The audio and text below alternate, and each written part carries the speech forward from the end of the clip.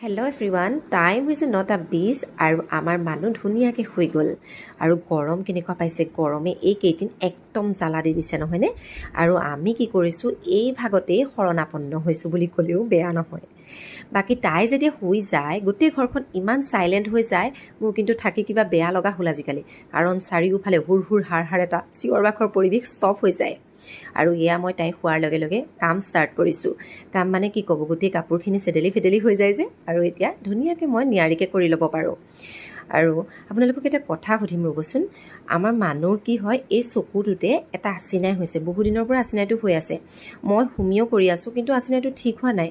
কিন্তু আপোনালোকে কিবা জানে নেকি ঘৰুৱা পদ্ধতিত আচিনাইটো ঠিক হ'ব পৰাকৈ? মোক অকণমান জনাবচোন দেই কমেণ্টত। বেয়া লাগে ন, সৰু ল'ৰা ছোৱালীবিলাকৰ এনেকৈ কিবা এটা হৈ থাকিলে যেন কিবা কষ্ট পাইছে, ক'বও নাজানে ন, সেইকাৰণে বৰ বেয়া লাগে। বাকী আপোনালোকে যদি কিবা জানে মোক কমেণ্ট কৰি জনাবচোন দেই। বাকী আজিলৈ সকলোকে শুভৰাত্ৰি জনালোঁ। ভালে থাকক আপোনালোক।